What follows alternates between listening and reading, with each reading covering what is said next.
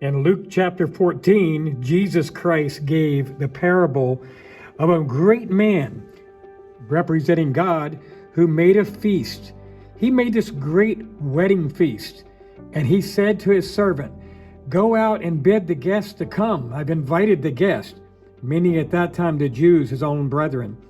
And he came back and said, "I went out and I asked them to come. And one said, I bought a piece of ground and I have to go see it.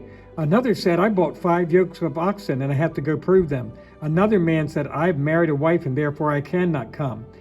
And the master of the house said, "You know what? Go out and bring in the blind, the halt, the lame, the maimed, that my house will be full." And he said, "I've done that, and yet there's still plenty of room." So he was angry. He said, "Go out into the highways, into the hedges, go through the woods, and compel anybody to come that my house may be full." You see, the invitation to be God's child, the invitation to come to the marriage supper of the Lamb, is for the entire world. God so loved the world that he gave his only begotten Son, that whoever believes in him should not perish, but have everlasting life. Jesus is the great bridegroom. We, the church, are his bride. The table is set. All things are ready. Jesus is coming very soon to get his bride.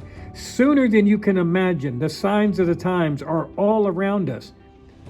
Those who don't make it into the marriage supper will face the worst time, the greatest tribulation this world has ever seen. And then by rejecting Jesus, to spend an eternity banished from God, only not because God wanted to. He can't do any more than he did. He gave his own blood to redeem us. When we reject this great offer, when we reject this great invitation to be a child of God, to feast at the table of God in heaven itself, when we say, "I don't want that, I'm fine the way I am, I don't need God, I don't want God," you might say, "Well, I'm not saying that," but yes, you are. If you're not receiving Jesus Christ, that's exactly what you are saying. The supper table is set. The marriage supper is ready.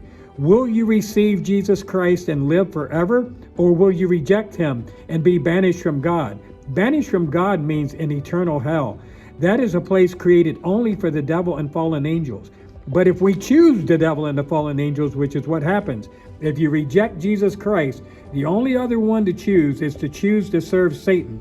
Whether you think you are or not, you are listening to him, obeying him, worshiping him, following him by not receiving Jesus. Please receive Jesus Christ today. We've all sinned and come short of the glory of God. There's none righteous, no, not one.